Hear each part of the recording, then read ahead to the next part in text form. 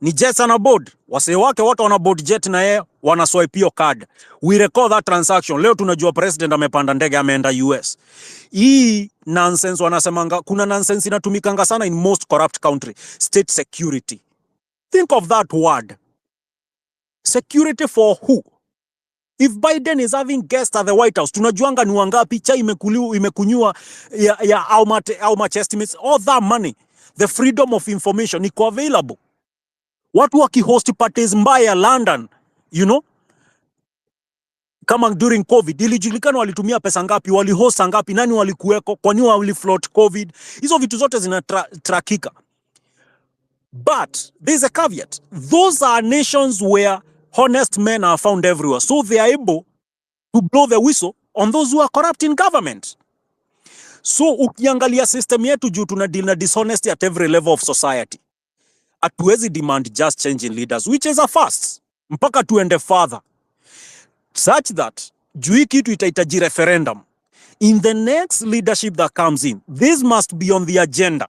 Where uliataingia mpaka overhaul system na tukue part of the installation of the new system where every citizen can run the node of the blockchain to verify government transactions. Inaitajingione 100 gigabytes of space. Kila mtu akona laptop ya more than 100 gigabytes. Tukirana laptop kama ngiri 50 of which najua ziko Kenya na watu wako willing. Activists are already past 100,000, the activists alone. Tutakuwa tuko na system tunajua inatuambia how much money might have been stolen from our total kitty. Ni contracts zinataka kulipwa, unalipwa njia umetengeneza ngapi. Kuna activists wanachapa picha, wanaangalia quality ya kazi, tuko na engineers wamejitolea part of the activist movement. The idea is we take responsibility and accountability of the government into our own hands. Injaro tunangojea sijui the next person comes in, whether it's Matiang'i, a rule by oppression or by whatever. In the back end, anaiba yake kidogo anajiekea. Turudi hata tuangalie the better leaders of the opposition. Watu kama akina Rao. Watu wamekuwa na upinzani all through. Hao watu wote, they can be easily co-opted with threats. Mtu anakuja anakuambia, hii pesa ndo nitakupea. Ama either way, you either eat the carrot or I'm coming after you. And then you leave me alone. We are living in a country where the mafia have their own government. And that's the problem. Kila mtu akiingia hata ikiwa kuwa mafia, sasa anataka kuwa the new mafia. Kila mtu anataka ibe enough, so that sasa kuwe na clout. So we end up with an incentive system from the get-go. Wale watu wanataka kusimama MC, kusimama MP, kusimama senator. Kila mtu akona incentive ya kuiba enough, so that a fight against other people. Na najua kuna watu watamhold responsible. Ana accountability haiko kwa systems. Whether it's the judges, they can be both. Their decisions need to be on the blockchain. We need to read their opinions on the blockchain. Kila kitu, haezi change, unarudi nyuma. Kesi ilikuwa na nini na nini, kila kitu. Ambayo ni public, concerns the public should be public material. Na hiyo kitu mpaka to implement system. Hata vijana the next generation na hata sisi wenyewe tunaelezea mapero wetu, tunawaonyesha, tunawaambia unachekizi zote, hizi zote yellow ishapa hivi na hizi orange. Hizi zinakaa ni pesa zimeibiwa leo. And we have enough activist base. Wanaweza go after mtu yote ana suspect wa jana aliiba pesa. Hiyo gari, kwa nini unatuambia umefuel gari mafuta ngiriso? Hizo vitu kama hizo. Kwa nini unatuambia sijui ulikuwa umeketi kwa meetings 10 jana? You are getting all this remuneration. How comes you have so much time? We kick you out. Hii story ati pesa inaibiwa leo, then audits zinafanywa a decade later, is lost cause. And so I'll bring it to the prosperity of Kenya, why we need these open governance systems. It ties to the fact that if a nation cannot invest in its own, that nation cannot produce growth and it cannot become a developed nation, no matter how long it's given. You just stagnate. In the worst case scenario, you become a failed nation. And so, looking at that, I would like to explain the chain of how nations work. Nations have to take care of hunger. That's the most important. Food security. Tulikuwa na zile project walikuwa wamesema na huku Tana kina, is it the irrigation project for around I think 4 Galana ya Kulalu. Just imagine your project tulipoteza tens of billions of shillings and yet people are going hungry in Kenya. Then Qatar comes in They lease 40,000 acres, they grow food, they fly it out. Because we had a dishonest leader called Mr. Raila, not Mr. Raila, Mr. Uhuru. Okay? Mr. Uhuru Kenyatta, a dishonest leader. Then a thief turns around and tells us, oh, the guy I'm about to leave to is also a thief. How bad can it get?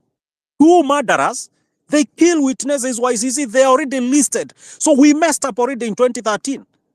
The question is, as a nation, what can we demand from leadership and from ourselves that does not rely on any single man's honesty? Juu imekaa over and over. We look at over and over. Hakuna watu enough honest people in Kenya to steer Kenya on a smooth plane. It has to be us, raia. Mpaka tukue tunastia hii inchi, tunaipeleka on a smooth plane. So, the change has to be, watu mpaka waende. Easy, you know, is doing what I refer to as plastic surgery. Unatengeneza uso, but chini is just ugly. That's what Ruto is doing right now. And I always say this, those who underestimate Ruto pay a very high price. And the reason I say this is, I do not declare geniuses easily. If we've seen a genius ambaye anatumia the understanding of global systems against connivingly, he understands the need for Kenyans to feel religious, closer to God, anatumia hizo vitu zote against you. Wale watu wanajuanga mse alikuwa anaitwa Madoff, US, aliiba $65 billion, which would translate to around 8 trillion kutoka kwa clients wake over a period of 40 years. Ruto is bigger than that. Because this guy, when I declare someone a genius, doesn't matter whether you are doing good or bad, he's an evil genius. He is. He's gonna play Kenyans again and again and again. So we better be very careful that he has to go out. We have to clean up all this mess that was created by him and Uhuru, and even from the past guys from the Moi era. Ikiwa una deal na mtu yote ashaionekana kwa TV during Moi era, I'm sorry to tell you, you are failing Kenya. If you think anyone you've ever seen on TV during Moi era will ever help Kenya. The same with that hizi nini zote za during Uhuru's time. We need to pick people who have had a track record of some honesty and sympathy with Kenyans. And then from that pool, we must force honesty on them. And that's how to implement blockchain. So that ecosystem ya mwananchi, governance by mwananchi, monitoring by mwananchi, tunawamonitor, hawawezi iba, tunawabreathia hivi on a daily basis, tunawabreathia.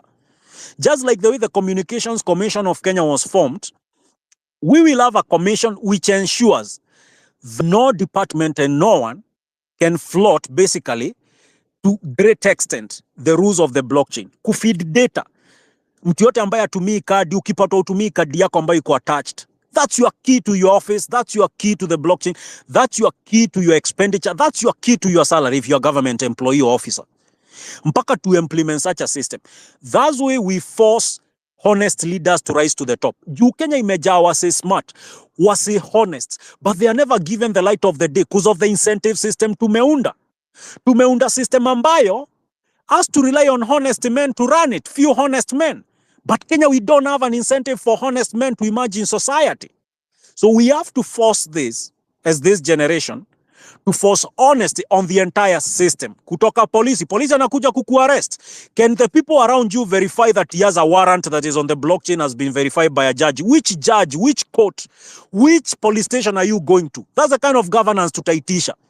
Na si kuarrestiwa ni plain clothes. Askari undercover, they can have plain clothes, they don't need to have guns.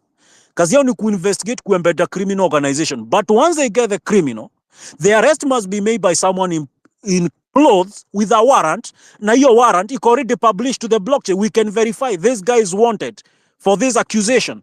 Let's then go prove that this guy is actually guilty, so that we can track the chain. Si mambo ya abductions, atu watu wana abductiwa, hakuna warranty ilitolewa. When karawa ina gani? You are just another thug, another murderer.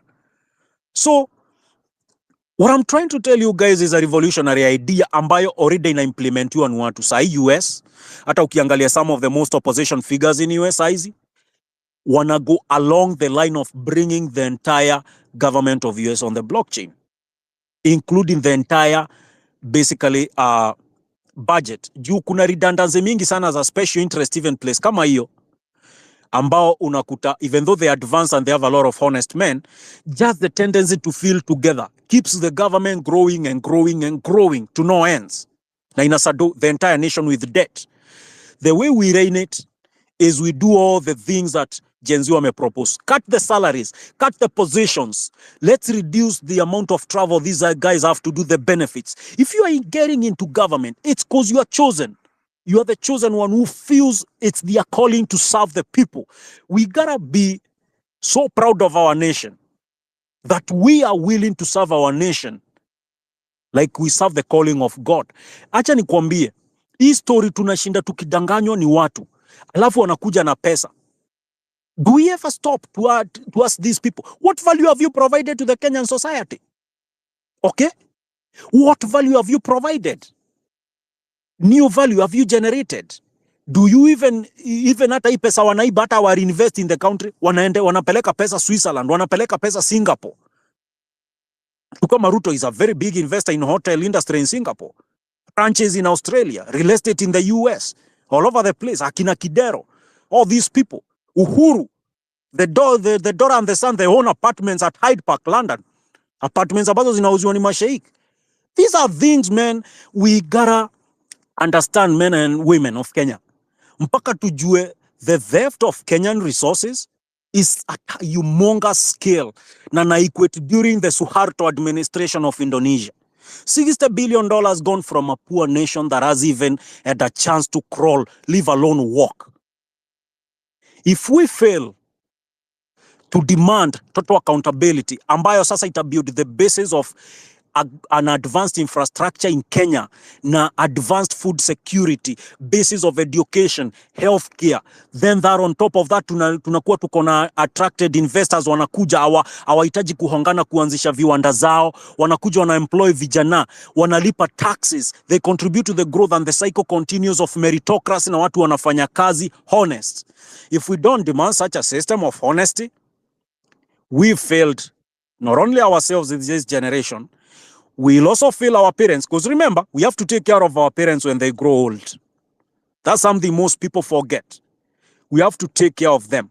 Will there be a healthcare system, an insurance system ya kuwachunga wakizeeka? Hizi vitu zote. So it starts with accountability. Juu hiyo 8 trillion, 6 to 8 trillion, 9 trillion hapo, they estimated different figures inakuja hapo, they wasted through theft of infrastructure funds over the last 15 years. Tungetumia hiyo pesa mzuri, tungekuwa na maji kila pali, stima kila pali, you know, things like French energy, nuclear energy companies wanted to set up in Kenya. They come around, they want to set up $1 billion project to feed a gigawatt of electricity to the system. Wanaanza kuharasiwa ni watu wako in government department. These are the people who should be ensuring Kenya advances to manufacturing goods. How can we advance if we don't have the base of infrastructure? It all lays back to dishonesty among the men and women who aspire to be our leaders. Dishonesty tendencies. Hizo vitu mpaka tuzitako. So that on the basis of that, we have students who are going to a free school because the taxes are well enough and utilized enough, they are paying well. The teachers are paid. The doctors and nurses are paid. The houses, the hospitals are stocked. Where are the equipments from the hospital that 8 billion contract during Uhuru's time? It's nowhere. And then he turns around and tries to buy KQ for 21 billion while we know the assets of KQ are over 200 billion. Even with all the debt issues KQ is dealing with, by the way, which is pushed too intentionally to bankrupt it. There is such colossal theft of Kenyan resources, blood and sweat, intelligence, time, kila kitu. Mwananchi wa kawaida anaibiwa. If you are a honest man in Kenya, you're already dead, half in the water. We gotta promote a culture of responsibility in the leadership. Na hiyo itarudi change. Ukute mtu yote anataka kuiba, juu anajua ataholdiwa responsible. Ni the system in real time. Na kuna activists enough. Tutawahold responsible. And especially let's go where they've killed people and abducted people. I have one question. Would they be able to do it if we needed express presentation of a warrant which was also on the blockchain, haijafikiwa ni jaji moja ambaye ameenda akaandika then atarudi ya withdraw. Akishaiandika hivi ameandika tumerecord ni ameauthorize your arrest. Would that be possible? No, it wouldn't. So responsibility ni saizi the government. The revolution should be the government is the people, to reduce presidency to symbolism, to ceremonial role. Si ati anaamka mtu kutuambia we know Kenya needs roads, we know Kenya needs water. What we need is the plans, and the plans are approved by the blockchain. Once to approve hizo plans, budget ikiallocatiwa, if the contracts are to be paid, kuna maactivists wako kwa ground. Si wenyewe tunapiga picha, tunasema hii kitu ni corrupt. Jamaa hajafanya kazi hii wiki. Si mambo na kugoja miaka 2 tunaambiwa 50 billion dam, somebody stole money. We have to go past that. To past, hatutaki kujua nani atakuwa leader. Ni systems zinafanya kazi. A case in example, Luxembourg, just a few years ago, went around, was it 18 or 22 months? But it was quite a long period without the government, without ministers, without members of parliament, without the prime minister. Wow, that's how it goes. They went without that. The system just worked because they are honest men. Daktari walienda kazi, askari walifanya kazi yao. They don't need anyone behind them pushing. So the key thing is that the system lacked honesty since independence. And then in turn, we've always used tribalism, especially our leaders have always used tribalism on us. If we are smart enough, tutaunda Kenya. Na ile intelligence yote ina float Kenya, ile masomo yote ina float Kenya, tutai-enhance. Sasa hata ikuwe next generation. Ikuwe watu wanasoma free. Hii mambo sijui ati MP ndio anadetermine whether you get education through CDF or not. It has to end. Hizo vitu tuki-implement na tuki-demand, juu unajua at the end of it, best case scenario naambia watu Ruto wataenda, wote waende. Lakini kuna mtu atakuja ndani, and I hope to God it's the best, most honest character. But then I start asking, who will be working under him? Who will be in the lowest OCS wa kule ndani? Nani atakuwa huko ndani? Atakuwa anajua mambo yote, atakakuwa ni mtu the most honest person in Kenya? No. So we have to force accountability. We have to force honesty on all leaders. And not only leaders, all government employees have to be forced into honesty. Kama saizi vitu kama hata vitu kuprocess, vitu kama passport, ama kuprocess saa zingine IDs, ina take days, years on end, and yet unaitishwa pesa. That's corruption at the local level. We have to eliminate it. Ukisha apply document yako, inapaswa kuwa already iko logged by the system. Inaenda utakuwa offered nini yako. Na ukipata hata ikiwa niyo whistleblowing, unapata mtu anachukua hongo pali, una report direct to the blockchain. Record yako inakuwa kama vile criminals wanakuanga in most advanced nations. You are a criminal forever on the blockchain. Tunajua wewe ulichukua hongo. Now then, once we can verify your accounts, once the investigators go after you and it's verified that you are found guilty, the record stays unexpunged on the blockchain. Watu wanakutrack maisha yako yote wewe uliiba na ulikuwa mtu wa serikali, mtumishi wa watu. That's a system that is impersonal. That's a system that is nationwide. That's a system that curates honesty. And that's a system that allows honest men to rise to the top. Once we allow the honest men to rise to the top, the doctors, the nurses who are hardworking, they are remunerated their money. Juu saizi najaribingi kuambia watu, put into perspective how much like the Kenyan budget is. At a 3.8 trillion, you are looking at a $30 billion budget. Estimates. $30 billion budget. Hakuna country mingi ziko na $30 billion budget zinasafa mashida. Kenya inasafa. We are a rich nation. The citizens are working honestly. What we lack is a honest system of governance. Na ndo maana we must move beyond kusema watu watoke sijui parliament warudi waenda wapi. No. The argument should be going forward mpaka to track wajinga wote kile wanafanya. Juu wamekuwa akiona Mkenya yeyote ambaye anataka kulipa taxes akiwa mjinga. Wanaingia wanaiba, then wanakuja kukuambia vile wao ni watu wakubwa. Tunawaita wakubwa, tunawapea heshima ziko, mtu hajai contribute anything useful to society, tunampea heshima hazina mwelekeo. Then that's what the country you end up, extreme wealth inequality. Where at the top, uko na Uhuru na clan yake, na familia yake, estimated to be worth between that and $40 billion and recorded wealth, because they keep hiding it through shell companies, Germany, wherever, name it, holding entire swaths of listed and unlisted companies through private equity na nini na family offices zao. Then you end up with someone with Ruto who is trying to replicate the same. He was a hustler, but what kind of a hustler? The guy has been a billionaire since the late 90s. Just keep rising and rising. So when we entrust our country to people who are willing to murder at every corner, be a thug, lie, on God-fearing people, pretend you fear God yet you don't.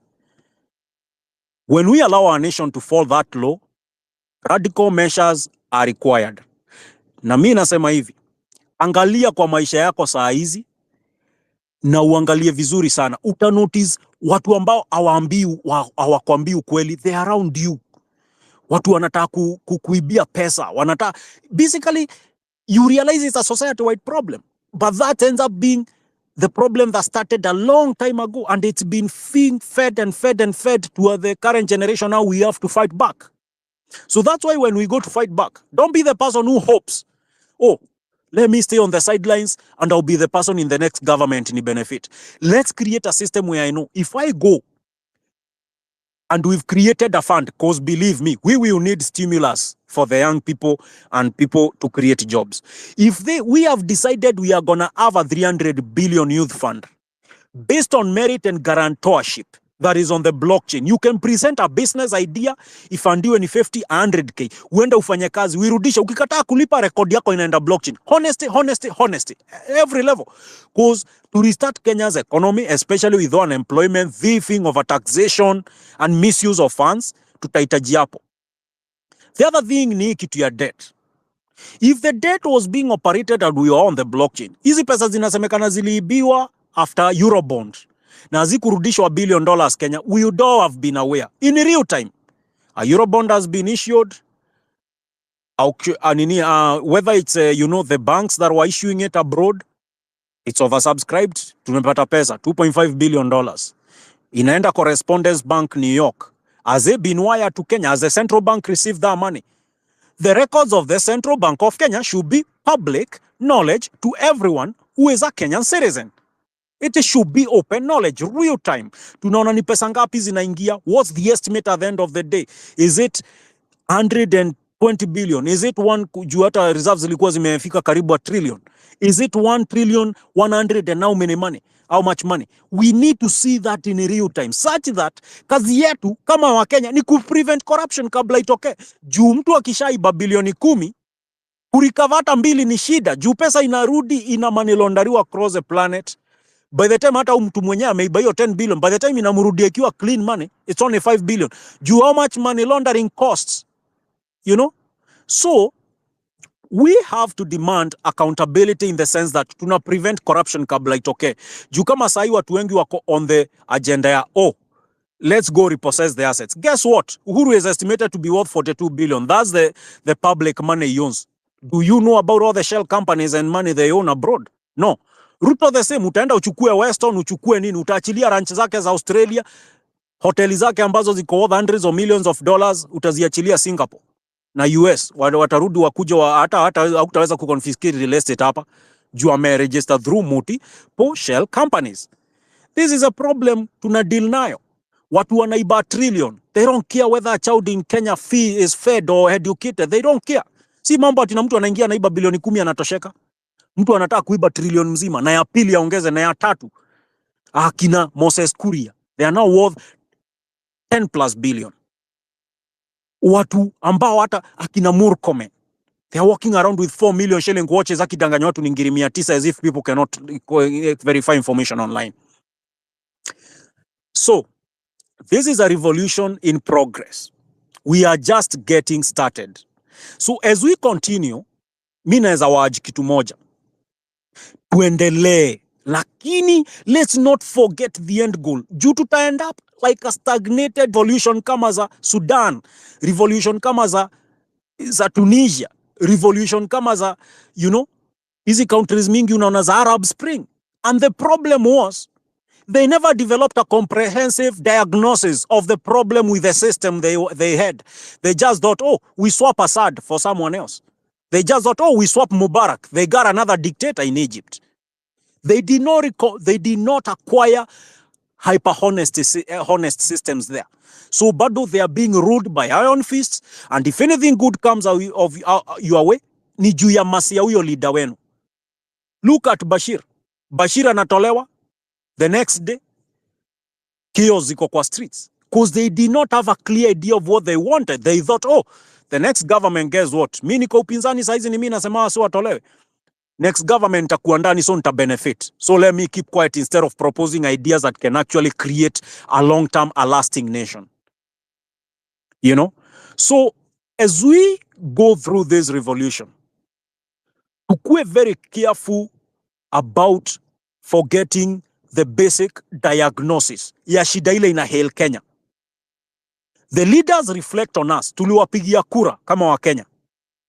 So it's upon us to demand system ambayo ni transparent. So that way hatutakuwa na mashida ambazo zinakuja. Hii generation ikuwe kwa street, tukuwe na leaders wawili down the line, tuweke leaders honest mwingine, then ule atakuja after huyo honest ni leader ambaye ni fake, ambaye ni cheat. So let's be very careful. Tukikuwa tunataka just kuswitch leaders, we must switch the leaders in the meantime. But ule leader anakuja, kitu ya open governance, radical transparency on the blockchain must be right front and center. Tuna hold each and every decision. The law courts, the cops, the government, the police, you know, the military also has to be held accountable. Nani aliapprove, general mgani alikuwa na agree na hizi decisions ati wakuja wa deploywe? Our MPs, our senators, such that hata tukawaipata mtu ambaye anataka kudestroy Kenya kama vile Ruto wako saizi na vile Uhuru wamekuwa wote, they cannot take us to mess the way they have done. They can't even do 0.1% of the problem ilo wameleta. So that's basically my thoughts. I'll give space to other people, but remember, accountability must be forced on the leaders. Honesty must be forced on the leaders. We need a government where we force everyone to be honest. Na going forward, tuweke hiyo moto juu, tuendelee kuwekea pressure na tuendelee kuensure kuwa watasikiza kile tunasema, na tu spread the message na tuelimishe watu wengine pia. Juu hii ni kitu imekuwa na sisi for generation. We are the generation to end this and innovate on our own, on how we are going to be governed, such that mtu yote anakuja after sisi atakuwa anasema wasi waliunda system kwa kweli, mtu mmoja hawezi mess up, watu 10 hawezi mess up, hata watu 1000 hawezi mess up, because the system can morph and take care of those who are dishonest and those who are corrupt, those who are pillaging. And with that, I'll let you guys take over, but we gotta diagnose the problem correctly so that we have the right solution. Wow. Thank you. Wow. Dr. Mbati, umesikia sasa? Kimuzi, you know, countries like America, you keep wondering, how comes things remain the same? Things are not changing. It's because of the system. There is a lot of course, we don't say that countries like those don't have dishonest men. They are there. But because of the system that was set, you will struggle to live within that, to live in that society. You go to the banking system, everything is sorted. You go to the road system, askari utampata amesimama vile Kenya askari wanasimama kuinua mikono. Ukienda in the whichever system you want to get into, you will get things running because a system was set years ago by well-minded people who had the country at heart. Thank you so much, Web3. Engineer Nancy Kera, please don't drop the mic, Web3. I know people might want to ask you questions. Okay. Engineer, please come on board. ongeza kile Yeah, you unaweza might kuongeza ask kwa ile mtandao. questions are really important right now because we can utilize them. Yes, yes. Engineer. Then questions, please No, I come hope on you board with questions. Yes. can you hear me? Very loud and The clear. time okay, all right. Thank you. Let me just close. I don't want to take a lot of time. The previous speaker, Web3, has spoken a lot of things that I relate with, and I totally agree with him. I really hope we such a technological revolution, and we don't want to have piecemeal adoption of technology. When you have an ICT CS whose primary role is launching Wi-Fi. Wi-Fi is very, very basic. If you're talking about Web3 and blockchain, you can realize the kind of gap that you have to cover to get to where Web3 wants us to be. When you have a whole government focusing on laying fiber and setting up Wi-Fi, that's a very small milestone. You set the bar so low, then when you achieve it, you go celebrating like you've done so much for the Kenyans. I call that bullshit. We need to do much more than that. PS Ndemo was one of the reasons Kenya is way ahead in ICT, and some subsequent CSS should have built on that progress. Going back to just launching Wi-Fi's is a step backwards. Now, you've noted that only 21 CSS was sent home. Those ministries they were heading are currently being manned by accounting officers who number 51. Now, as the previous speaker just said, this government can run without CSS. It can, because you have technocrats who are responsible for running those organizations on a daily basis. The chief chemist, chief economist, all directors of treasury and all those people exist, and that they are responsible for generating reports, planning, forecasting, and all that. Now, the PSS are the real accounting officers, and that's where the focus should be. 51 of them. Are they competent? Are they capable? Are they loyal to the constitution, or are they loyal to their own interest or those of the president? The president may be well intending, but are those people responding to what Kenyans want, or they are basically responding to what the president instructs them to? Remember, Alice Wahome was the CS for water, and they differed with the PS Coril, Julius Coril, and she was ministries. Number two, just yesterday or day Your before voice is yesterday, breaking. she made us. How about You're now? breaking up. Right now, you had Ebu endelea. Yeah. The matter that the CS lands said that all foreign owners of land leases need to bring back the land title deeds. Now, what is going to happen to those title deeds? That's something that we need to really take into account, because most foreign multinationals in Bomet, Kericho, Nandi own those lands. When they return these leases, those titles to the Ministry of Lands, who is going to be the custodian of those lands? That's food for thought for everybody in this space. Now, the president wants Kenya to be like Singapore. I think as we try to recall all MPs, we need to benchmark with how much MPs in Singapore or representatives of the people or congressmen in Singapore are paid. I don't think they're paid more than 200,000 shillings equivalent. So if the president wants Kenya to be like Singapore, the first start is to cap MP salaries to not more than 200,000. And that is very, very doable. I hope most of you remember a gentleman called Joe Donde. Joe Donde introduced a banking bill called the Joe Donde Bill that forced that brought what we call the, things like Pesalink, and capping the interest rates charged by banks. But systematically, once that law was adopted, systematically the banks and their cronies have worked to reverse the gains of that Joe Donde bill. What does that mean? It means this country has bright minds, has well-meaning individuals who, once they ascend to power, can be allowed to pass very friendly, citizen-friendly bills. But the majority of those MPs and state officers who are at the behest of these banking cartels will degrade the gains that you make every single day. Now, Web3 mentioned about building very solid systems, But as much as those systems are going to be manned and operated by human beings, the element of honesty and well-intended individuals comes into play. So you can build all those nice systems, but individuals will come and defeat the same systems. The first time we had the 2010 constitution, we had clashes in 2007.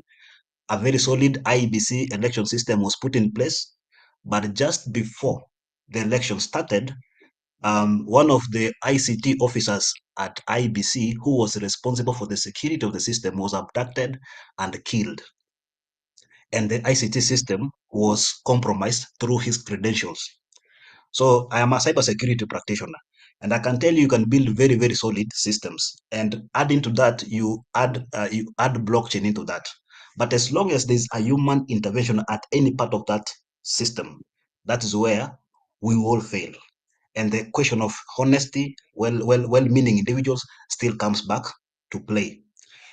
The county started in, I think, 2013 with the enactment of the new constitution. And IFMIS was a system that was in place to manage public resources, manage the revenue and expenditure of public resources.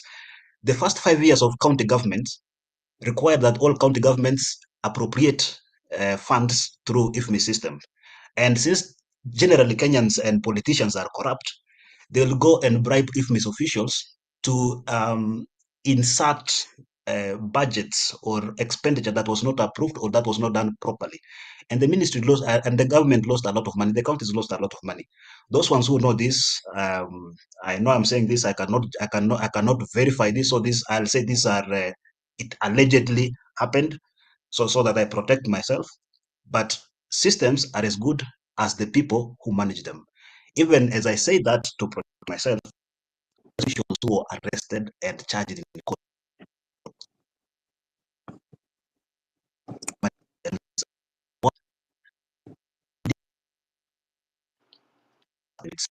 You are You can breaking up, check huh? the web and see. I think I really have bad internet. I hope it's changing. I just moved a bit. Any That's better? right. Yeah, you're good now. You're good. Okay, sorry about that. Let me close very quickly. Dr. Mbati asked me now, as a professional, what steps can we take so that we curtail this kind of menace that we have? First of all, the president has to be very honest. He has to appoint competent individuals into relevant dockets. You don't need to have the likes of Kipchumba Murkomen heading a critical docket like infrastructure and roads. Have an engineer there who, if he performs well, reward him. If he doesn't perform, sack him, charge him in a court of law, and bring back another engineer. Remember, the last 20 years, we've had progress in good road construction because we had engineers in charge of those dockets. And even if they misbehaved and they were charged in a court of law, like Engineer Kamau and the rest, we still had good roads. Even if the likes of Itumbi call them biscuit roads, those roads were working. For the last 2 years, those biscuit roads have deteriorated. We have so many bad roads in this country. So the 1,000 kilometers that Murkomen said he constructed, I don't think he did anything. I think he constructed them in his head. The point being, let experts be in charge of those dockets. You cannot have a lawyer as an auditor. You cannot have an engineer as a judge or maybe the registrar of high court. So let relevant individuals run ministries or departments where they are qualified and competent. Let us have someone responsible for the health docket from the health, someone who has training in public health or the medical field. It makes perfect sense. If they fail, go get them out, get another one. Don't replace them with a farmer. That's the whole point. Now, once you appoint competent individuals in those dockets, allow them to work. Most of the parastatal heads, boards of these public agencies are appointed from State House. Names are forwarded for concurrence. If you see most of the directives, the communications from the head of public service, you see that appoint so and so and forward the names for concurrence. What is concurrence? Concurrence is a euphemism like nimekutumia mtu wangu mwekelee mahali fulani. Those are direct instructions. Let the president appoint people who are competent and allow them to work and hold them accountable. That's how we are going to have real progress in this country. Finally, in 2010, for those who were around when the constitution was being campaigned for by the yes and the no team, you know that every side of the campaign made a lot of effort to do civic education. They broke down the constitution into small relevant parts, and then they circulated them to various places, churches, farmers, schools. In the same way, to have a competent and accountable government, building on this conversation, this space, and all the revolution that is happening across various platforms, let us have specific professionals in law, in medical, in engineering, in agriculture, pick relevant items that need to be addressed by the government, and then we push that agenda very hard. If it is about the biodiversity or there's an act about these seeds, GMO seeds. Anybody who is an expert in that area, pick key bullet points and then educate the masses on a regular basis. If it's about the ICT bill, we'll have a committee of technical people who will study that bill, the merits and the demerits of that bill, and then we educate the masses so that when we push the MPs, then we have a solid point to put across. Going back home, my parents are not as exposed as I am, and most of your parents aren't either. So when they are told that the space or the Gen Z who are in the streets are gay activists, or they are criminals, or they are funded by foreign governments, or they are funded by Illuminati, those parents will believe. They are very religious. When the moment they hear it is gay or it is Illuminati, they will believe those politicians. I saw Nelson Koech in Belgut telling the parents that the protests were being funded by the opposition. Now the opposition has joined the government. I don't know what he's going to tell those members of Belgut, but those fools were clapping. Unfortunately, those fools are our parents. So we have to take a step to go and educate them and win them over by educating them the benefits of pushing the government and imagining the government as not doing us a favor, but delivering services based on the taxes that we pay on a regular basis. So those are my submissions. Na nasema tuendelee. Let's push this government. Let them know that we are the employers. We are building a future for ourselves as a millennial and for our future, for our children who are Gen Zs and maybe Gen Zs. Thank you very much. I'll keep holding. You Wow. can drop me from the speakers panel. Thank you so much, engineer, web and engineer, because it seems this is the direction we might be taking this morning. I will request that you remain. Others may be dropping because questions might come. I think, Kimuzi, that I feel that is what we can do so that whoever has questions can shoot the questions to them. Let's begin with Boniface. Boniface Gatua. Boniface, Thank you. Thank you, Daktari. Can you all hear me? loud and clear. Thank you, and thank you, Kimuzi, and all the listeners. Perhaps before I pose my question to Web, I'll have this to say. First of all, tuendelee ama tusiendelee? That is not even a question. Because it is either we go forward or we are doomed. Because as far as I know, and for what we've seen in the last, not just 2 years, since 1992 when Ruto came into politics, he will play into your tune, and we know he'll do that. For as long as we let him remain president, he'll apply all the diversionary tactics just to remain in power. And we need to be vigilant more than we've ever been. And secondly, I want to join engineer in saying this. So long as our political seats are loopholes for business and scot-free theft, and we let these guys go away with all manner of bad manners and corruption, we'll remain in the same hole. We'll continue saying all the good ideas we have here. We'll continue bringing all these solutions, but they'll not go anywhere. And the way to make this progress, we need to make these political seats unattractive as possible. The political seats from MCA to president, they must be made unattractive. People must know that when they get to these offices, they're supposed to work for the people. And one way is reducing the salaries and benefits that these people have. There's no way that an MCA should be earning more than a teacher in public schools. So long as these guys go to sittings and they get sitting allowances for doing what we elected them to do, nothing is going to change. And we need to first of all effect that. And how do we effect this?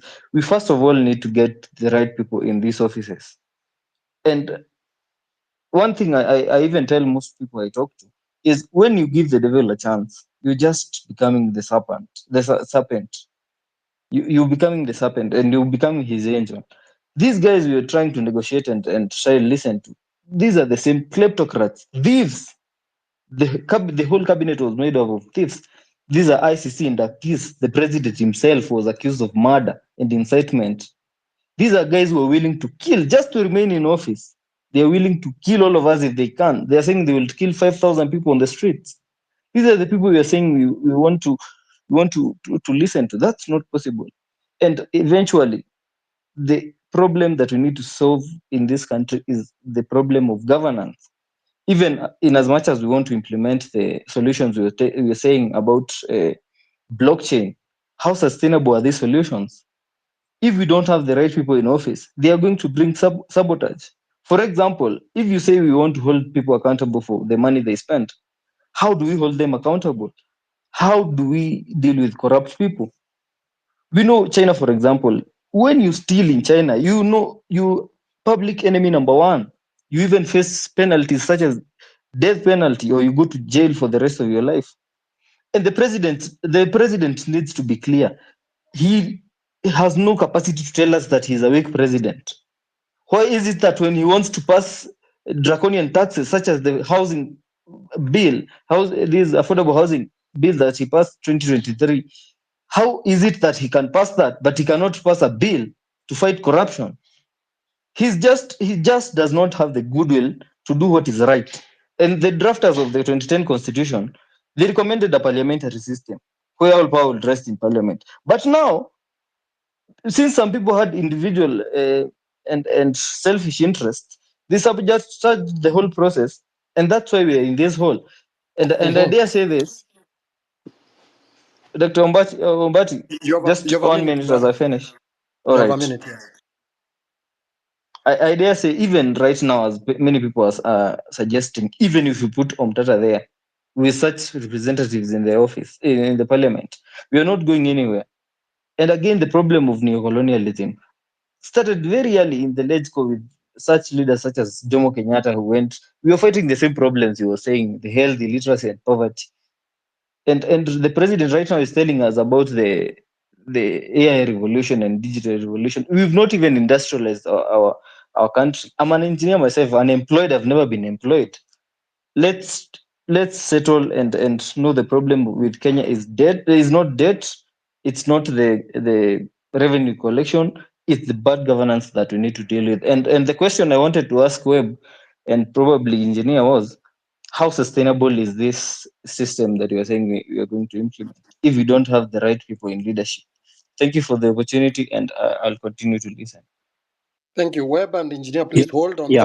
that. Okay. Don't respond to it. I'm bringing more questions, then you respond at once. Sam Okay.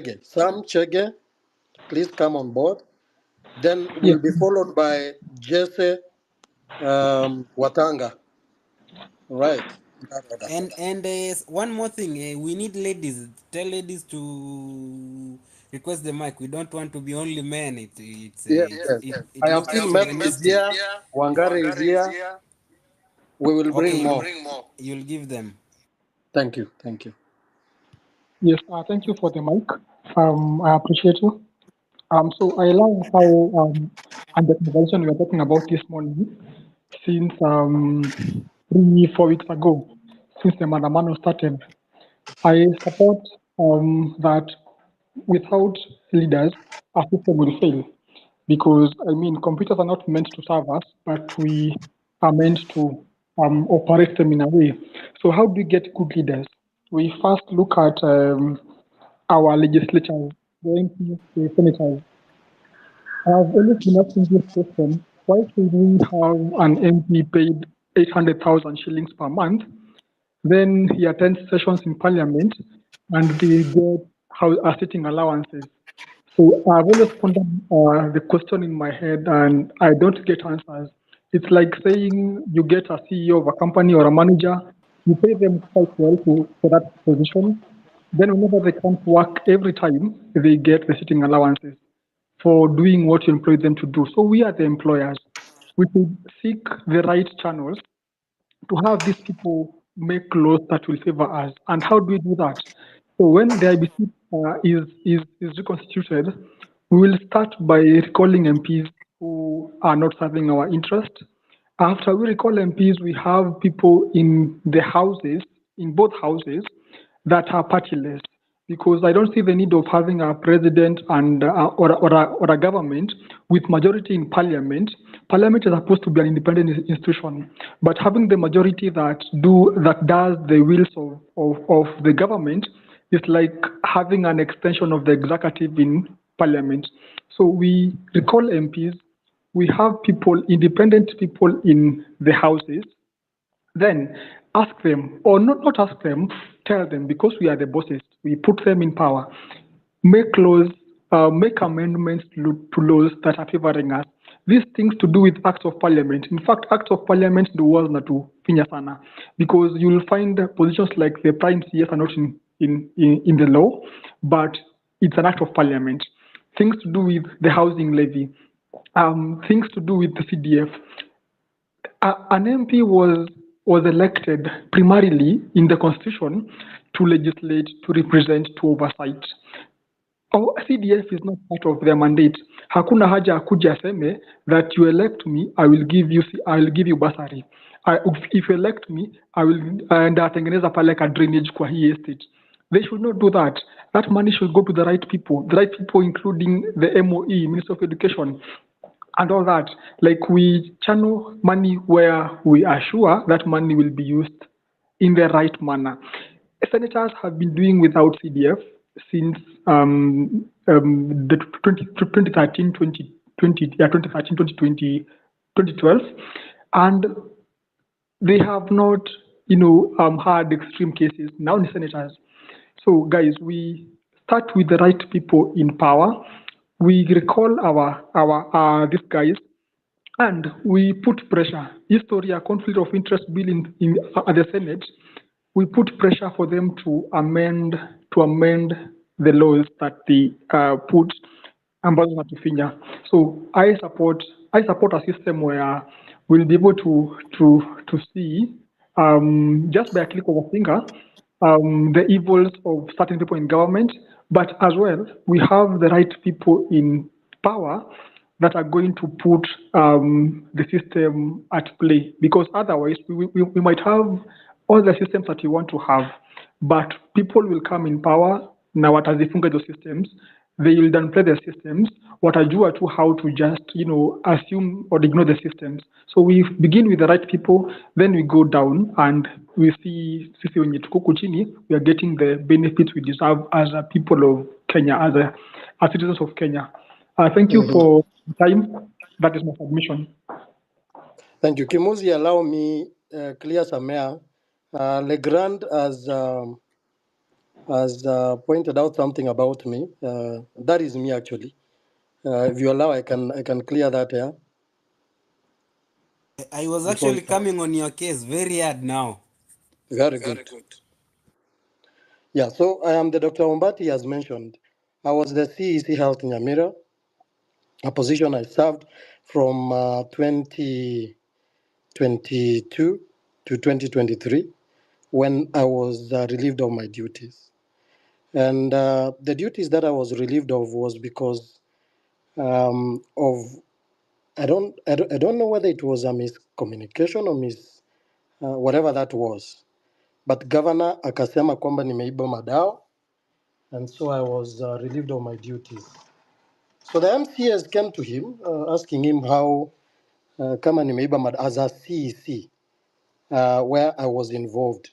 The organization with whom we ordered the drugs, that is Meds, wrote a letter to the governor informing him of why this happened. So this is what happened. We ordered drugs with the Meds company. They were supposed to deliver it within a period of 7 days. The governor requested the drugs to be brought in a single day. This didn't happen. And they wrote a letter citing the uprising that was happening, that period ile maandamano ilikuwa ya Raila, and it delayed the supply of the drugs. It didn't come within that period, but eventually the drugs were supplied. The governor did audit of the same, and eventually the audit that came out exonerated me or exonerated the Department of Health that drugs were lost. Number two, the letter of sacking that the governor wrote to me is not mentioning anything about drugs that were lost.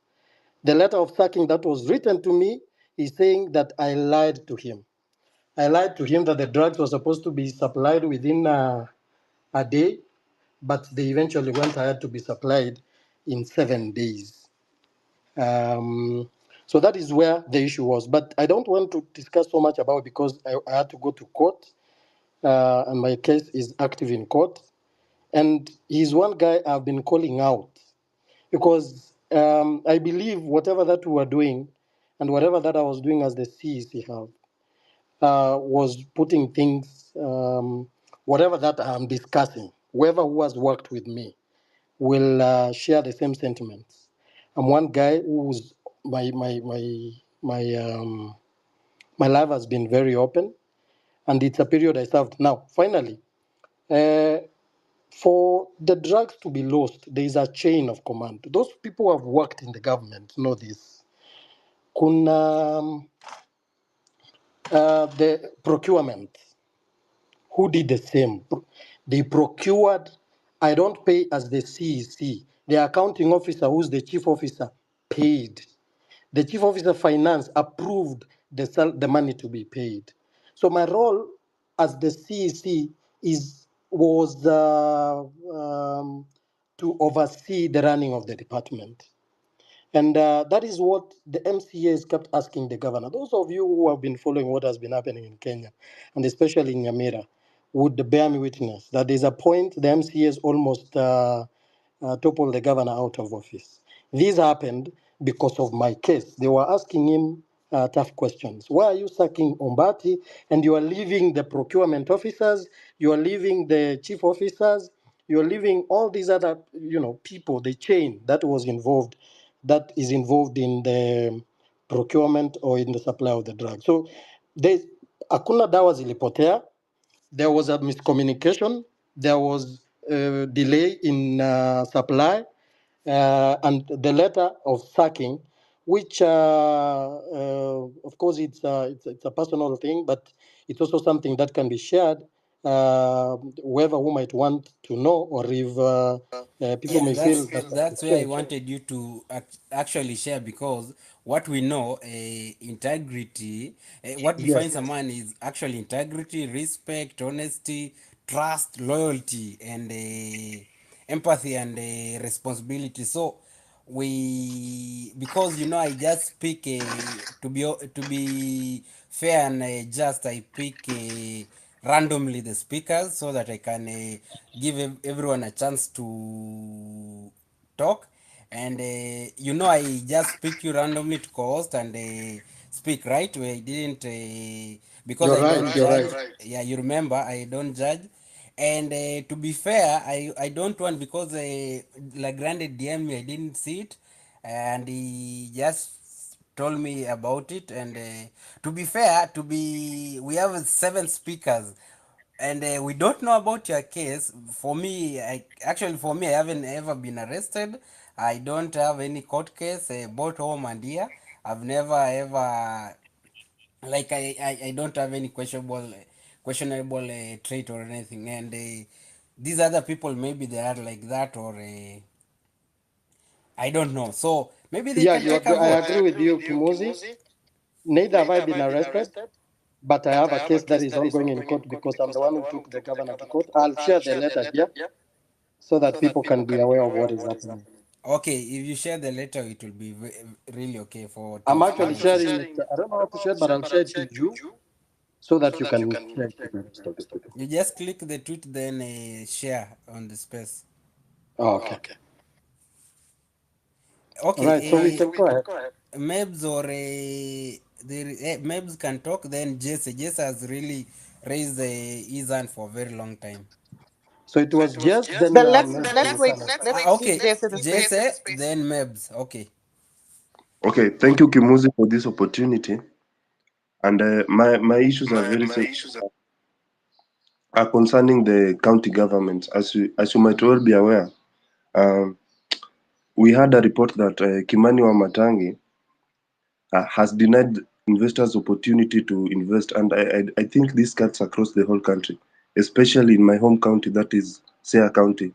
You know, we have to recognize Raila for his role in fighting for this, but they have started what they are doing right now. They want us to get off the streets, but I feel we have a very big problem, especially in Nyanza. So, our, what I'm doing towards this is I'm trying to mobilize youth, led by my president in KSL, that is Joshua Okau, that was abducted. So we want to mobilize youth, and if you are Gen Z and you're in Nairobi, because the cartels that are behind Raila Odinga and they are not working out. I saw Raila Odinga Jr. in the space. So please tell them there are legislators, especially in Nyanza, that have refused to work because they are hiding behind Raila. Although we respect Raila, but we also have to see development in Nyanza. Thank you very much for that opportunity. And thank you, Kimuzi. Thank you, thank you. Mebs. Hello, everyone. Thank you, Kimuzi. Can everyone hear me? Yeah, loud and clear. Thank you. Okay. I'll just start by saying that I agree 100% with all the sentiments that have been raised before, with especially with Web 3.0, because I, for sure, I'm a Kenyan in Germany, and I enjoy the fruits of a functioning institution. Yeah. And also, I agree that even when I, as MEBS, works in finance and controlling, there is no way I would even ever dream of applying for a job. Let's even be selected to run anything in the health sector, for instance. So at the end of the day, Ruto should not lie to us. We need that everybody who will be given this CS's position in future, and the next panel that he's going to select, should be competence, integrity, and should be the key, yeah, qualifications. Otherwise, they should not take these jobs. And also, we need to kick tribalism out of this country. If those CS positions were, I don't know, 20 something, let them give them to the minority tribes. Let's see for once that somebody from, I don't know, the smallest tribe in Kenya, I don't know, I can't remember the tribes. Yeah, some of them. El Molo. Exactly, El Molo people, or I think we have like Suba. I think I can't remember. Yeah, all that. Anyway, and anyone who is newly appointed should first ask for a public audit. Yeah, before they take the position. Otherwise, they should reject the position. If there's no audit, we don't know what they are going into. Yeah, and we don't know how what rot they are going to be dealing with. So they should not even take that. Kimuzi, back to your question here. Tuendelee ama tusiendelee? Of course we're endeleaing. Tunaendelea until we want to make Ruto serve as an example to every other person who will ask for a presidential bid in Kenya, to know that this position, si ya kujoke tunayo. Watu wa Kenya, my leaders are not people who you just stand up one day in a podium, say, I will do this, and then the next day say, I'll do something. You don't do it. You don't fulfill what your promises. No, this is what we don't want. Yeah, we don't want bandages on top of wounds. If something needs a surgery, we need to go and dissect it and look at the problem. Same way, I won't waste much time because Web 3.0 really stated every point that I wanted to talk about. This is where we want Kimuzi, we endelea kufinya kabisa. And I understand the speaker before me talk about the county. Once we clean on top, we are draining everything. So all these institutions will be working, and then everything will be on line, straight lines. Yeah, that if tomorrow somebody else is appointed to any other position, they just come and continue the job. They just come and continue the job. And then everything else will fall into place. Kimuzi, first of all, take your flowers, bro. You really make these spaces. I don't know what time you sleep, by the way. And I start to question if you're a real person, because I left you here last night and I found you here this morning. So take your flowers, and thank you very much for everybody who always makes their time to listen and contribute to this platform. Thank you. I left a co-host, so that's why I just woke up too. All right, Kimuzi, I've already posted the letter. People can read it.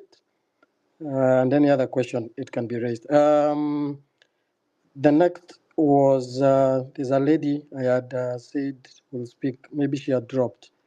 Kenyan lady.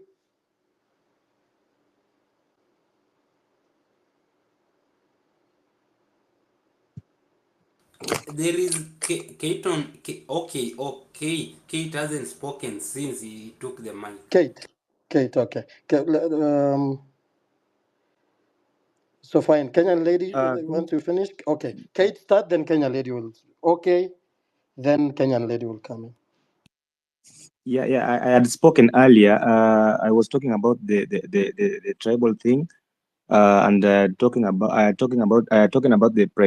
the privatization of the companies that the senators were trying to pass in the previous sitting. So I had spoken earlier. Thank you. Thank you, Kenyan lady.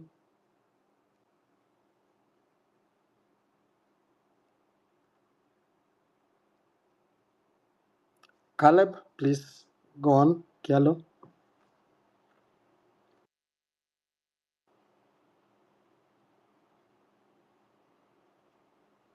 Okay, can you hear me? Yes, please go ahead. Wow, I started requesting for the mic yesterday at 6 jioni. At least nimeipata. So for me, I don't have much to say. A lot of things have been said, and a lot of things have been said.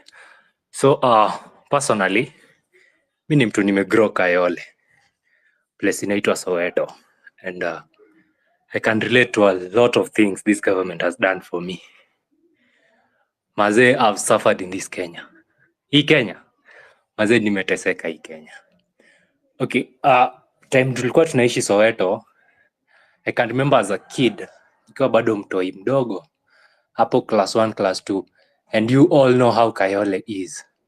And Kayole imewekwa in an image that msee akisikia unatoka Kayole, they perceive Kayole as some place that imebeba tu wezi, imebeba tu watu wabaya. But trust me, Kayole haina watu wabaya. Growing as a kid, I had some very traumatizing moments that unaamka asubuhi, unaenda shule, and unapata msee aliuawa jana jioni. As a kid, unavuka mwili ya msee. Na si ati aliuawa na wezi, ni polisi. Kayole was a place whereby, as a kid, alarm ya kwenda kulala ilikuwa bunduki. Unasikia tu risasi, pa! Unajua tu it's time to sleep. Nakumbuka saa hizo uko kwa nyumba ya mabati, the so-called silver apartments. So as a kid you know that you are not safe. Hizo bullets unaweza catch stray bullet anytime. And also these cops have been my enemies ever since I was a kid, man. Wamekuwa adui wetu. Maze tumeshikwa huku. Hujafanya kitu. Bro, you're being arrested because you are poor. Tulianza kunyimwa the rights of being citizens in Kenya ever since you were kids, man. Polisi wametutesa hii Kenya. Wametutesa. And me, my greatest problem is polisi, bada. Hatu nikionanga wakichukua hongo hapa kwa barabara. Mazi, I hate those guys. I hate them with every ounce of energy that I have. I hate those people. I hate those people. They destroyed our childhood. Unapata hata ukigrow unakuwa mkubwa, you're just traumatized. Ulianza kuona maiti ukiwa mdogo. That's why kenanga protest, man, you have nothing to lose. Walianza kutufeli. It's not that hatuna akili, bro. People living here, we are smart, we are learned, man. Personally, I have a degree. Currently, I'm doing my diploma. And I can remember a time nikienda interview. Kumbuka vizuri sana, Talanta Plaza, Upper Hill, Ministry of Youth Affairs, Creative Economics and Sports. I have a degree in Recreation and Sports Management. I was going to interview for an entry-level job. Guess what happened, bro? Venye nilienda hiyo interview, shamelessly, a lady mwenye hajafanya anything related to sports comes and tell me tukiwa hapo that I don't know his relative mjinga mgani yeye akujua hata job ili announcewa. Me, I followed the due process. Nimeenda huko kutafuta job. Aniambia relative sijui mgani alimuita akamwambia job iko. And that lady took my job. She took my job because tulikuwa wawili. She took my job. That was my job. I was qualified for that. Man, nepotism. Nepotism is another thing. People do not get this position based on merit. That's the worst thing that we have. Me, by then in my life, I can never be led. Never in my life. Hata niende institution gani. Mtu danda kuniliko. Bro, heri nikae jobless. I've been jobless my entire life and I'm surviving. Sa ina survive vizuri sana. Though I'm not doing like a job yenye inaniingizia do mob, but bro, I'm surviving. And then the last thing that I want to say, I've suffered. I started by saying I've suffered in this country. I've suffered in this country. And to make it worse, this regime is making it even worse. Before, at least I had a right to be a citizen. Currently, they are taking even my rights to be a citizen of Kenya. Man, kukuwa na ID, I'm being charged 1,000 shillings. Kukuwa na ID. And to make it worse, naambiwa that nita renew. So the big question is, what if I don't renew the ID? Like, sijalipa hiyo nini ya kurenew the ID. Does it mean I'm not a Kenyan anymore? Both my parents are Kenyans. And both of them come from the same tribe. And also this thing called tribalism. Maze, I hate you. My parents from kuzaliwa, since I was young, my parents have been against tribalism. Kabisa, you are speaking anything to do with Kikuyu or anything to do with Kalenjin, bro, you are out of that house. Because we know what happened in 2007. Man, tribalism is not a good thing. I know other people may be saying about tribalism, they don't know the effect of tribalism. I've suffered in this regime. ID niliapply last year December. ID yangu ilipotea kwa gari. Man, mpaka leo naendanga naambiwa kama after 2 weeks. Mpaka leo sijaipata ID. Naendanga kila siku ijatokea kama after 2 weeks until I gave up. Sahi na survive na duplicate ID.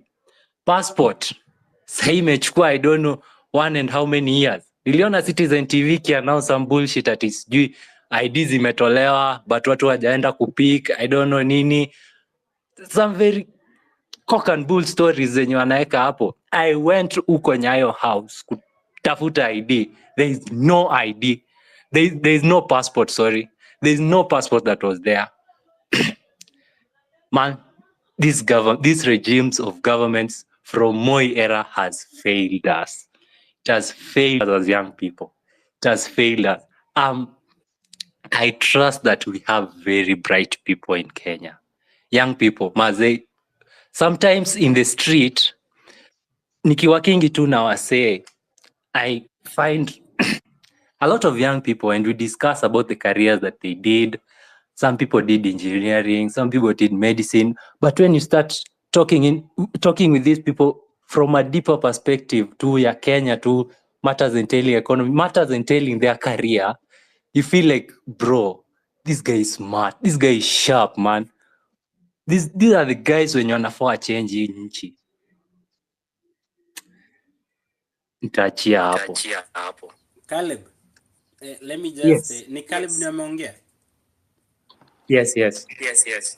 I just want to tell Caleb, sipendangi kwa motivational speaker or anything, but I'm sure things will change. It will change na itakuja in some way. Nilikam to realize I'm not glorifying suffering or anything, but mse unapitianga such instances, then your life changes in a better trajectory. I don't know how to explain this, but ukikuja kurealize saizi watu wengi hapa, sijui watu wangapi wamelala njaa hapa. Mimi nimelala njaa mara kadhaa nikiishi Roysambu. I just want to encourage Caleb to keep moving. Asiseme I've suffered, because sometimes nilikuja kurealize ukisema hivyo inakuleta sana, so inakufunza hata usurvive in life. Nilikam kurealize saizi most people, tuseme kaa politicians saizi, kaa kina Murkomen au wenye walitolewa jana, wakienda to the jungle hawajui kusurvive.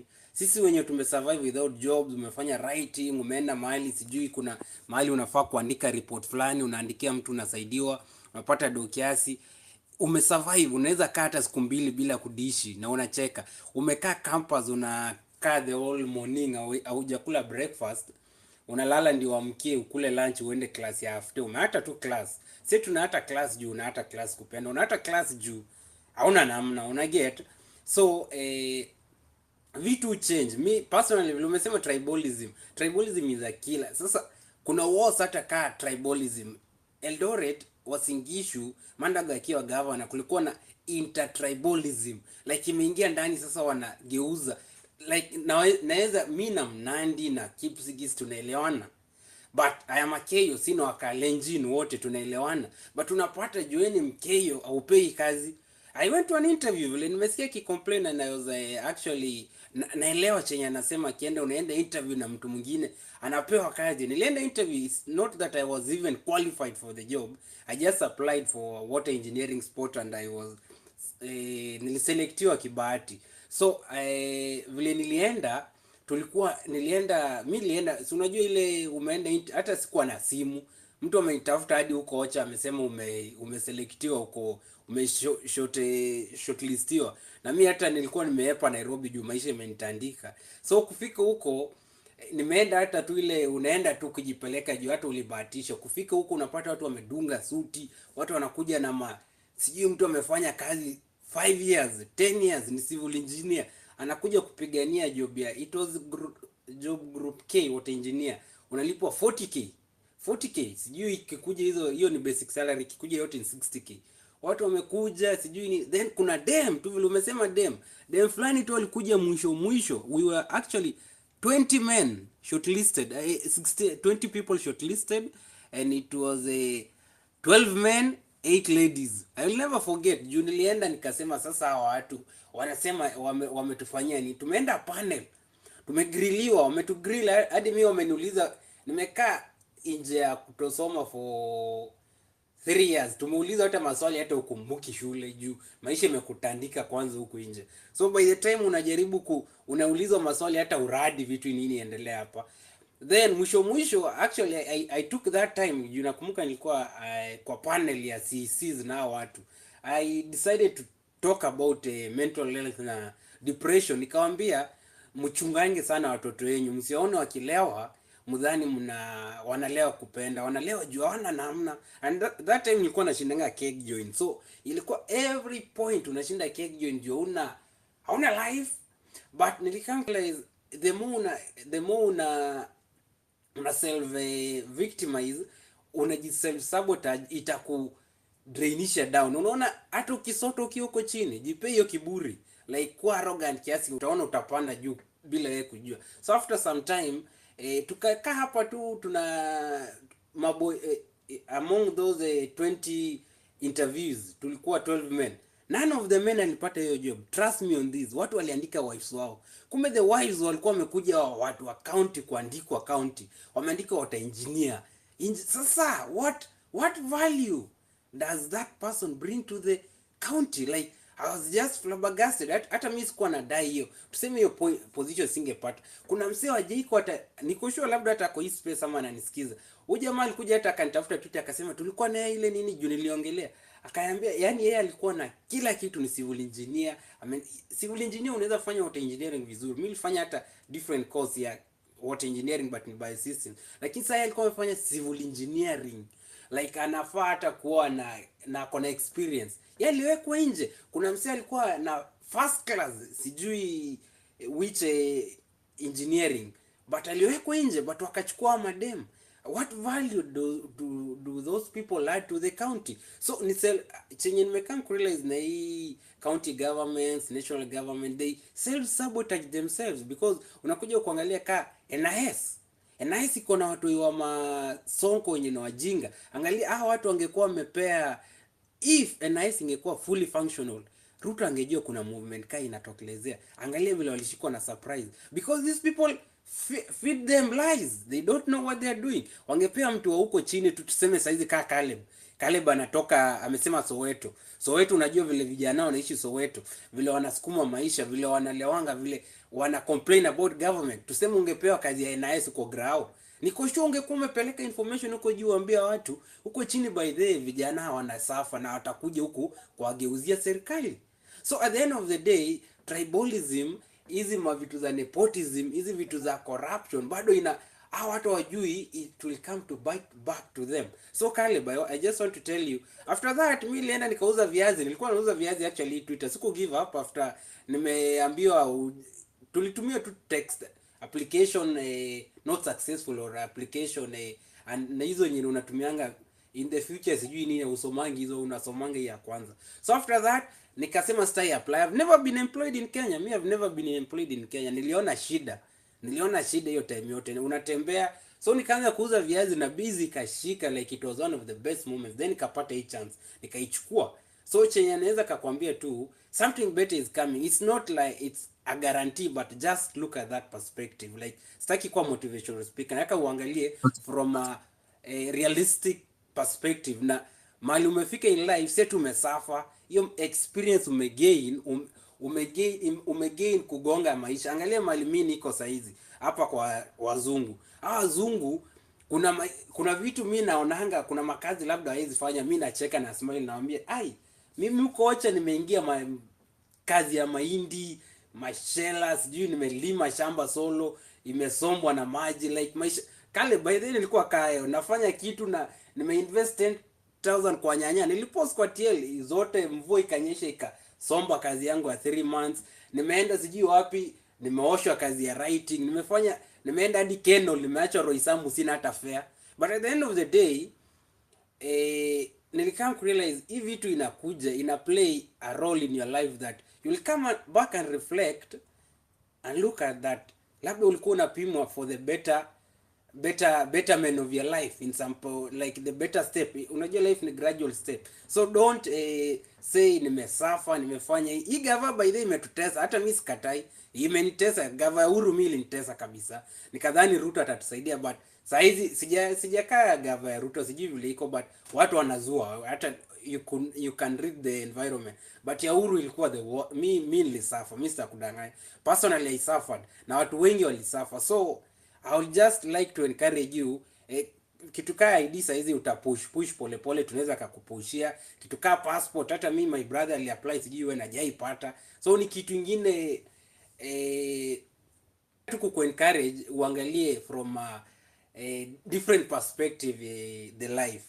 That's all I can say. Thank you. Thank you, Kimuzi. Malizia. Okay, the last thing, the question hapo, tuendelee ama tusiendelee? Mazee tuendelee. And just a parting shot too, as much as nasema we have suffered and everything, that one doesn't make sense. There's always a silver lining, and the silver lining is we have us, we have each other. Najua before you are going through a lot, knowing that you are alone, but we have us, and we are the change that is coming. Walikuwa asema we are the leaders of tomorrow. No, we are the leaders now. We are the leaders now. You can make a change anywhere you are with any gadget you have, hiyo simu. We are the change, so tunaendelea. Thank you. Thank you so much, my brother. Kimuzi, Kimuzi, you've shared. Kenyan lady, you will speak after this. Kimuzi, you have spoken, and hiyo ndio story watu wamepitia. After, I had practiced as a medical doctor for less than 5 years, and because of my involvement na maneno ya siasa, that is how I think my governor identified me and the support I gave him. Then he elevated me to the position he gave me. I went back to the ground because I said, huyu jamaa ambaye amenisaidia na mimi nitamsaidia. So I went back to the ground and marshalling votes and of course talking to the people about him until of course the unfortunate happened. Ambayo of course, Kimuzi, I think you've seen the letter and the rest of the members. One thing I can say, today I am in America. I came to America uh, in December.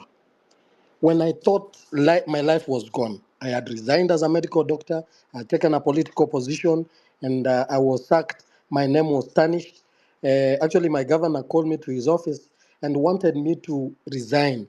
And I knew the ramification of resigning ni kwamba I will now it will be his word against mine. I cannot be able to stand before people and tell them that really I didn't do this thing, and I had to weigh the options and let him write a resignation. A sacking letter for me.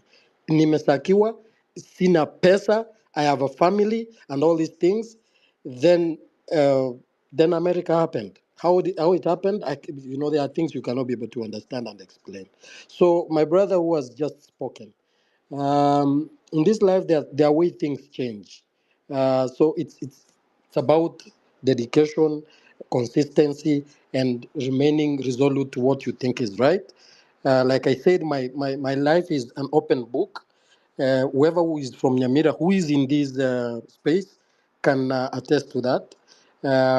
And it's a way of saying, and I've been one of those people who've been calling out the government. I supported Ruto. I supported him so much. I almost lost my job at some point because of him. And here we are, the same guy we supported is not doing what he promised us that he was going to do. And I've been one of those people who've been hating him very hard.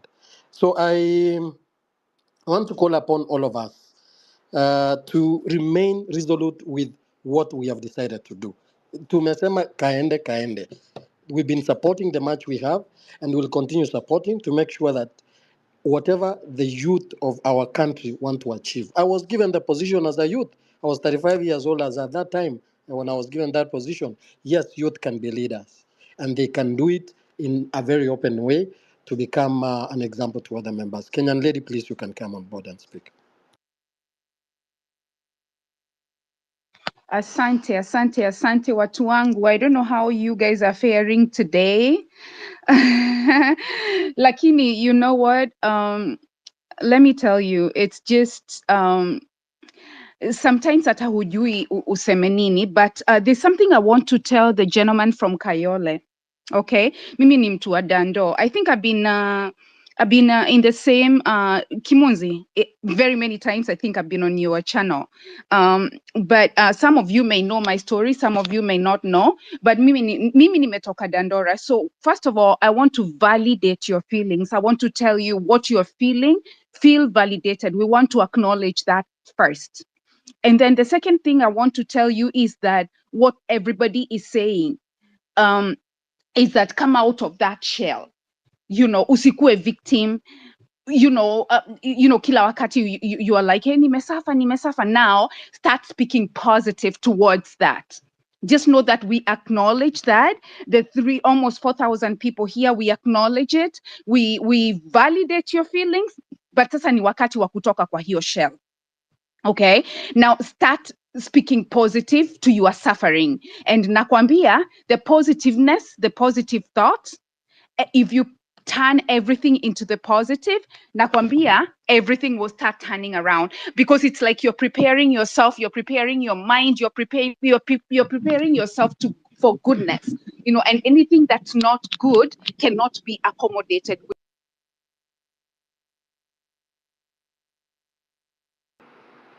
Is it only me or There are a couple of things I want to talk about, and I want to start with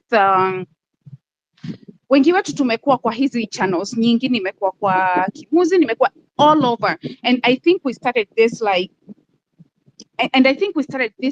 what, like 3 months ago. Kenyan lady, kindly ujue nitakupea leo time kidogo. Nikaa nani atakos ndiye alikuweka juu tunapenda kupea watu wapya. Sorry? Nasema juu umekuanga Sawa. there are people who have never spoken, and actually I really want everyone to just share something, you get. So leo nitakupea time kiasi. Okay, do you want me to come later after wameongea? No, just continue, just finish your point. Okay, so I'll be quick. So after sisi after being in many channels, I want to highlight that wengi wetu wenye tumekuwa, especially in what is it called, Miguna's channel, or whatever. I feel like every channel has its use, but the place that I have found the most education, the place that I found the solutions that we need for our country are these other smaller channels, the ones that are not like hyped and whatnot. Kama leo hii maneno ya blockchain, those are the solutions that we want for our country. Okay, so that's the main thing I wanted to highlight, that the bigger channels, the channels that are they are what is it called, sensationalized. They are like targeting one thing, you know what I'm saying? Lakini solution oriented channels ndio hizi sasa tuna join odd hours, these ones that are going like 24/7. So I would encourage everybody to be joining those as well. Najua tunapigania sana, tunaenda kama kwa Miguna unapata ako na 120 people that are listening to him. I want to encourage everybody to also join really these offshoot channels that are not really sensationalized, and there's always a channel going on, so just keep joining them. Okay, so with that said, about there's somebody that spoke about open governance, and there's something that has been in my head the whole time, and I value that idea, and I am 100% I 100% am for it. I think it was Web 3.0. Now, can we use the same mechanism to actually have a depository? Because one thing, tunataka pesa zetu zirudi, si ndio? We really want our the money that have been looted. I am really especially keen on that. I want all this money to come back, to be returned. I want all these 200 million here, sijui how many. If you can see how much the cabinet has robbed us, your cabinet yenye imetolewa, if you aggregate every single one of them, how much money they have laundered from us, we need that money to come back. We need all that money back. So into this blockchain, is there a way that we can come up, we can hold these guys accountable, but then the way we need to hold them accountable is to make sure that we have the right documents. And I think I've suggested this before, is to have the right documents. But the problem is watu wanaogopa kuwashtaki. You see, like now the tide is changing. This is the time we need to tap on it. We start, I don't know what, like an anonymous depository of information penye tunajua sisi wote Murkomen aliiba, but how did he steal? There's somebody in that ministry mwenye tajitokeza anonymously, has all the information where they can deposit that information. And then when we get all this information, we can get like the lawyers to go through it and and approve it or whatever. If you have been with Omtata, a lot of his information has been declined in court, and the reason being that mwenye anashtaki si alimpatia, he did not obtain those documents rightfully. So how can we make those documents that will be deposited in that blockchain, in a depository? How can we ensure that that is accepted by our judges? So that's the other thing that I'm wondering about, just a point to think about, because we need to recover our loot. But how do we do that? How do we do that? Because these people wata cooperate and they will ban everything and anything, to cover for themselves, or to cover themselves so that tusiwajue. But then there are people still in those ministries who have those documents, who can access those documents, and they are ready to help us, like the way we are ready to help ourselves. Even in those ministries, there are young people. There's still Gen Zs, there are millennials like us working with those ministries. So that's one thing I think we should openly start speaking about, because this is where we find the solution. This is where we are crafting the solutions. So even when we are saying Ruto must go, we want to recover our money, we want to recoup back the loot. How are we going to go about it? So I really love this blockchain idea. I don't know how we need to advance it from here, but we can continue to discuss about that. So can I go to my next point? Ama unataka kunikata Kimunzi? Sitaki kuchukua muda wa mtu mwingine. Nataka ukate juu nataka kupea Mohamed Hamed. That's true. Okay. Ameitisha scenes. It's okay. Let's hear from Mohammed. Then Kimuzi from Mohammed, we go to BN Malemo. After BN Malemo, we go to Eunice. Eunice Maina. Uh, So Mohammed, BN Malemo, Eunice Maina. is it okay if I can address just one point she raised? Oh, this is who, Web?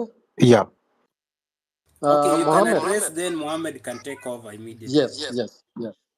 Okay, so on the issue of recovering assets, I've studied the global resources on asset recovery after theft. So we've lost really a lot of money to these guys. Recovering of assets, yes, a must.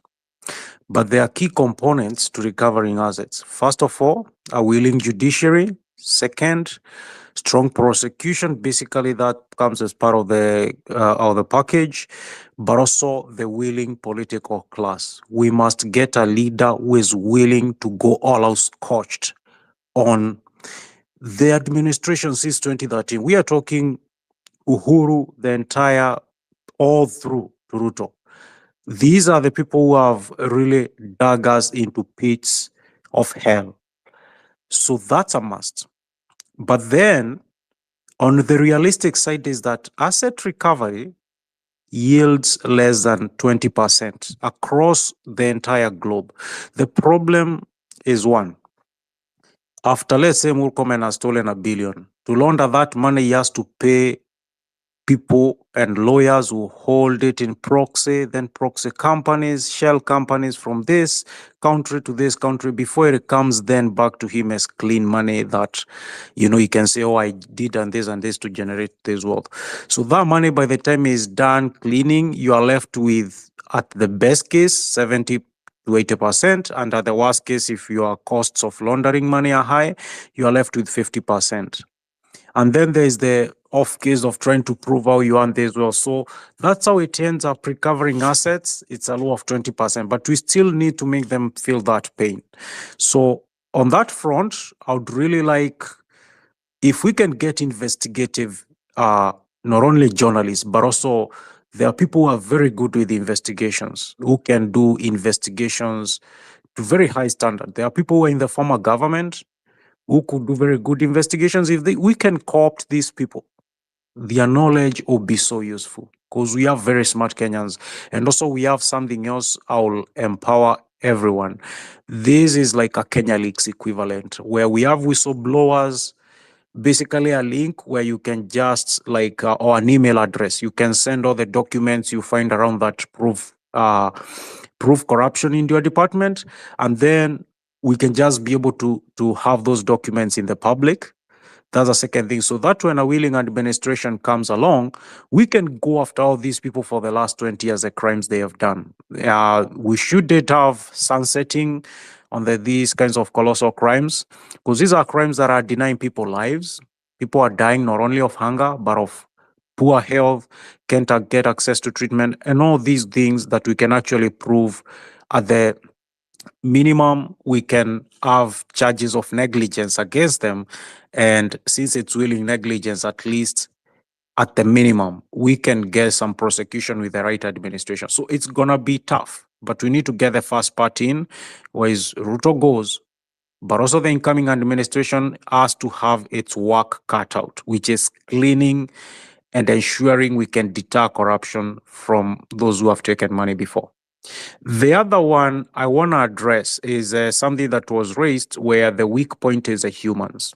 And I'm agreeing with that exactly. And that's why we cannot have a centralized system like servers in the government hands. This has to be a system that resides in the hands of all Kenyans. Anyone with a laptop, you'll be able to run the block node for the government of Kenya. So that's how the blockchain works. And so when you have more than 50,000 of these blocks and nodes being run, basically these are the nodes being run, more than 50,000 laptops, the way we connect and verify the government is that once a transaction happens or a decision, let's say like a judge, as a judge issued a warrant for arrest of one of us, that warrant goes to the blockchain, it's verified. They cannot use where they issue a warrant, there later say it was fake, it wasn't me, or later issue it and then withdraw it and say, oh, because they always do these things behind to they do very shady things. The cops name and the authority, the OCS, all people were involved in that process. It will be transparent. And once it's verified by the entire chain, you cannot change that record. We track it, it's you. And so that ability to have hundreds of thousands of people and even millions on the blockchain as verifiers and nodes, that's what will take out the element of, oh, MPs and senators and the president, cabinet secretaries, and a few people he knows, judiciary, 1,000 people. You're looking at like 1,000 elites to 2,000 at maximum who are really co-opted to steal and loot Kenya. And so when we take the power where all of a sudden need to corrupt 1 million people, and if a chunk doesn't agree, nothing happens. So we are able to take the power from them and to us. So this is really a distributed system where the government will not have any ownership. It's us, the people, once it's passed and the first basically implementation is done, the entire evolution of the ecosystem depends on the votes of the people who have the nodes. And the nodes will be with the opposition, the young people, the old, whoever you are, as long as you are Kenyan. Even in some instances, you'll find it running off servers that are, may not be necessarily, be in the public, in the government hands, but those servers, the government cannot go and wipe everything, because that means you need to wipe every laptop that is running that thing in Kenya. So that's the idea of the blockchain, where we take the power from these people and we create a system of real-time reconciliations, because data systems across the world are there already. So it's not like we are going to be inventing anything. These will just be adapting already existing things, so that we hold accountability, transparency, and honesty with these guys. Not people making orders. Ruto on one side is issuing orders to the Defense Department.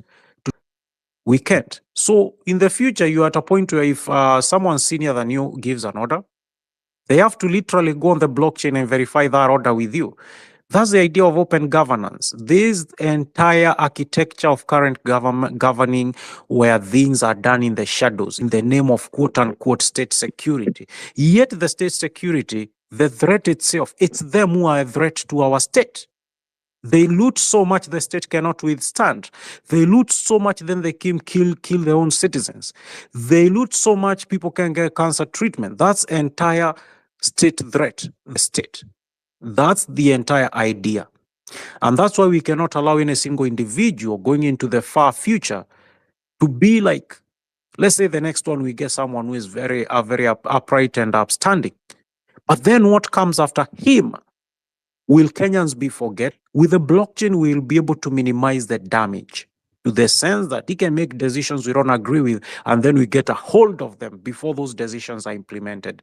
Because you need everyone in the entire system to see how our money is used, especially money, because everything ties back to the money.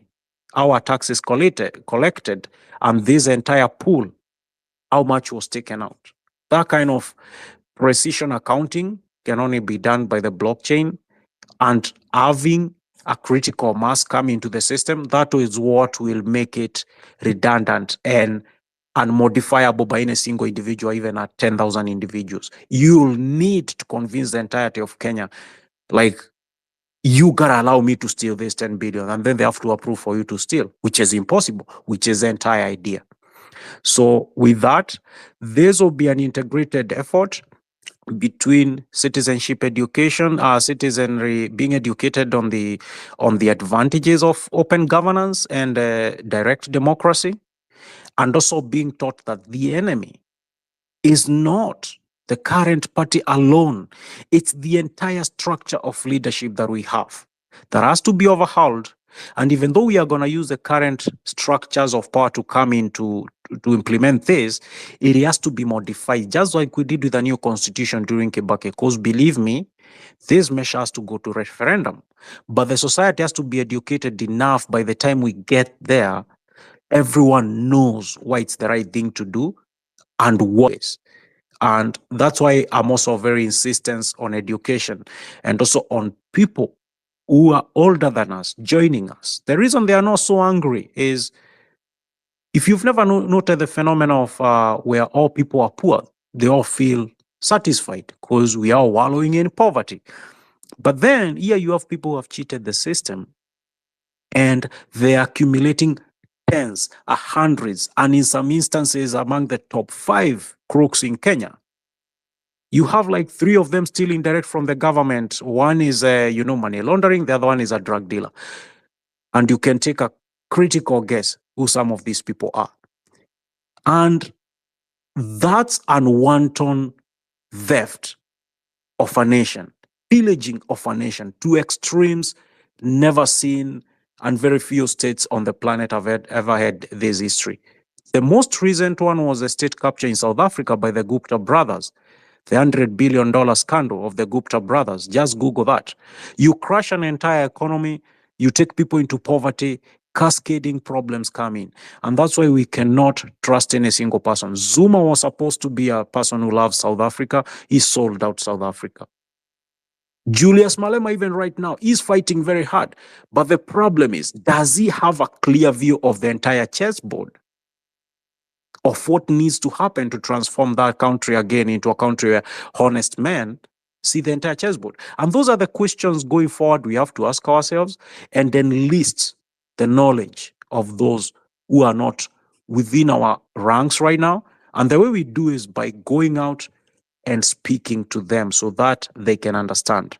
And also part of the critical education to get people to see what we know. What we know is very different from what the older generation knows.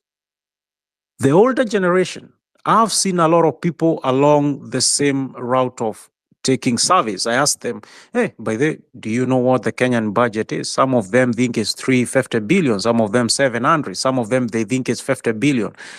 The figures are all over. No one has a clear information on how much the government spends in totality per year. They are not educated, they are not incentivized.